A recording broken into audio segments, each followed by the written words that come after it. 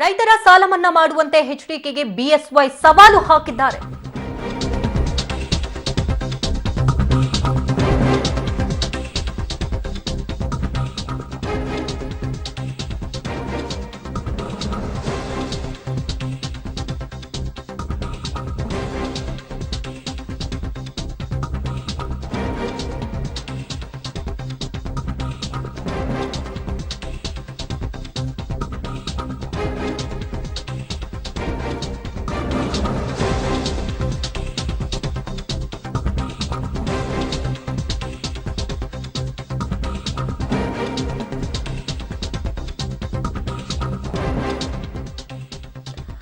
ರೈತರ ಸಾಲ ಮನ್ನಾ ಮಾಡುವಂತೆ ಎಚ್ಡಿಕೆಗೆ ಬಿಎಸ್ವೈ ಸವಾಲು ಹಾಕಿದ್ದಾರೆ. ಕೇಂದ್ರ ನೆರವು ನೀಡಲ್ಲ ಅಂತ ಯಡಿಯೂರಪ್ಪ ಪರೋಕ್ಷವಾಗಿ ಸುಳಿವನ್ನ ನೀಡಿರುವಂತದ್ದು. ಮಹಾರಾಷ್ಟ್ರ ಹಾಗೂ ಉತ್ತರ ಪ್ರದೇಶದಲ್ಲಿ ಬಿಜೆಪಿ ಸರ್ಕಾರ ಸಾಲ ಮನ್ನಾವನ್ನ ಮಾಡಿದೆ, ಆದರೆ ಕೇಂದ್ರ ನಯಾ ಪೈಸಾ ಅಲ್ಲಿನ ಸರ್ಕಾರಕ್ಕೆ ಕೊಟ್ಟಿಲ್ಲ. ಹಾಗಾಗಿ ಇಲ್ಲೂ ಕೂಡ ಕೊಡುವಂತಹ ಸಾಧ್ಯತೆ ಇಲ್ಲ. ನೀವು ಕೂಡ ರೈತರ ಸಾಲ ಮನ್ನಾ ಮಾಡಿ ತೋರಿಸಿ ಅಂತ ಯಡಿಯೂರಪ್ಪ ಎಚ್ಡಿಕೆಗೆ ಸವಾಲು ಹಾಕಿದ್ದಾರೆ.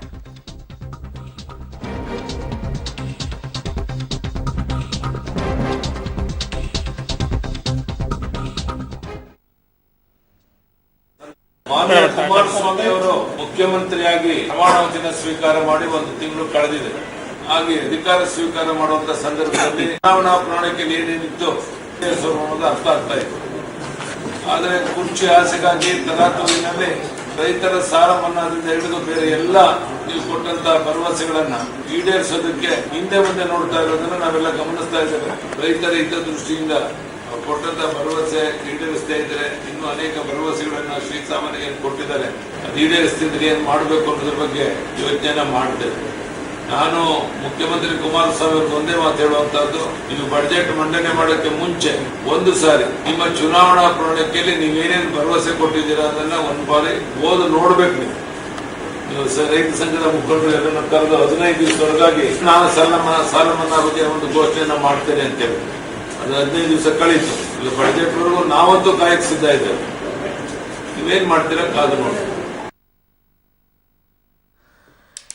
ರೈತರ ಸಾಲ ಮನ್ನಾ ಮಾಡುವಂತೆ ಎಚ್ಡಿಕೆಗೆ ಬಿಎಸ್ವೈ ಸವಾಲು ಹಾಕಿದ್ದಾರೆ. ಕೇಂದ್ರ ನೆರವು ನೀಡಲ್ಲ ಅಂತ ಯಡಿಯೂರಪ್ಪ ಈ ಮೂಲಕ ಪರೋಕ್ಷವಾಗಿ ಸುಳಿವನ್ನ ನೀಡಿರುವಂತದ್ದು. ಈಗಾಗಲೇ ಮಹಾರಾಷ್ಟ್ರ ಹಾಗೆ ಉತ್ತರ ಪ್ರದೇಶದಲ್ಲಿ ಬಿಜೆಪಿ ಸರ್ಕಾರವೇ ಇದೆ. ಆ ಸರ್ಕಾರಗಳು ಅಲ್ಲಿನ ರಾಜ್ಯದ ರೈತರ ನೆರವಿಗೆ ಬಂದು ಸಾಲ ಮನ್ನಾವನ್ನ ಕಂಪ್ಲೀಟ್ ಆಗಿ ಮಾಡುವೆ. ಕೇಂದ್ರದಿಂದ ಯಾವುದೇ ₹1 ಕೂಡ ತೆಗೆದುಕೊಂಡಿಲ್ಲ. ಹಾಗಾಗಿ ಕೇಂದ್ರ ನಯಾ ಪೈಸಾ ಕೂಡ ಅಲ್ಲಿನ ಸರ್ಕಾರಕ್ಕೆ ನೀಡಿಲ್ಲ. ಸೊ ಹಾಗಾಗಿ ಇಲ್ಲಿನ ರೈತರ ಸಾಲ ಮನ್ನಾವನ್ನ ಮಾಡಿ ಅಂತ ಸವಾಲು ಹಾಕಿದ್ದಾರೆ ಬಿಎಸ್ವೈ. ಇನ್ನಷ್ಟು ಲೈವ್ ಅಪ್ಡೇಟ್ಸ್ ಪಡ್ಕೊಳ್ಳೋಣ. ರವೀಶ್ ನೇರ ಸಂಪರ್ಕದಲ್ಲಿದ್ದಾರೆ. ರವೀಶ್, ಮಹಾರಾಷ್ಟ್ರ ಹಾಗೆ ಉತ್ತರ ಪ್ರದೇಶದಲ್ಲಿ ಬಿಜೆಪಿ ಸರ್ಕಾರ ಇದೆ. ಕೇಂದ್ರ ಸರ್ಕಾರ ₹1 ನೆರವನ್ನು ಕೂಡ ನೀಡಿಲ್ಲ. ಅಲ್ಲಿನ ರಾಜ್ಯದ ರೈತರ ಸಂಕಷ್ಟವನ್ನ ನೋಡಿ ಅಲ್ಲಿನ ರಾಜ್ಯನೇ ಕಂಪ್ಲೀಟ್ ಆಗಿ ಸಾಲ ಮನ್ನಾ ಮಾಡಿದೆ. ಹಾಗಾಗಿ ಈ ವಿಚಾರಗಳನ್ನ ಹೇಳೋದ್ರ ಮೂಲಕ ಕೇಂದ್ರದಿಂದ ಯಾವುದೇ ನೆರವು ಸಿಗಲ್ಲ ಅನ್ನುವಂತಹ ಹಿಂಟ್ ಅನ್ನ ಕೊಟ್ರ ಅಂತ.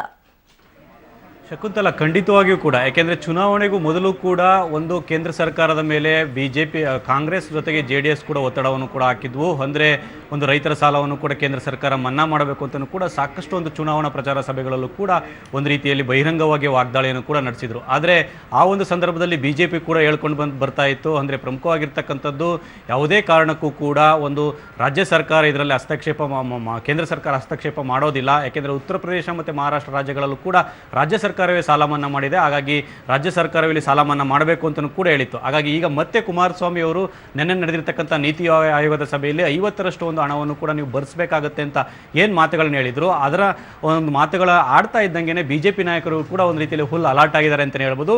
ಅದಕ್ಕೆ ಒಂದು ರೀತಿಯಲ್ಲಿ ಎಂಬುವಂತೆ ಯಡಿಯೂರಪ್ಪನವರು ಕೂಡ ಈಗಾಗಲೇ ಹೇಳಿಕೆಯನ್ನು ಕೂಡ ಕೊಟ್ಟಿದ್ದಾರೆ. ಅಂದರೆ ಮಹಾರಾಷ್ಟ್ರ ಮತ್ತು ಉತ್ತರ ಪ್ರದೇಶ ಸರ್ಕಾರಗಳಿಗೆ ಯಾವುದೇ ರೀತಿಯ ಕೇಂದ್ರ ಸರ್ಕಾರ ಒಂದು ಹಣಕಾಸಿನ ನೆರವನ್ನು ಕೂಡ ಕೊಟ್ಟಿಲ್ಲ. ಹಾಗಾಗಿ ರಾಜ್ಯ ಸರ್ಕಾರವೇ ಮಾಡಬೇಕು ಅನ್ನೋ ಒಂದು ಇಂಟನ್ನು ಕೂಡ ಕೊಟ್ಟಿದ್ದಾರೆ.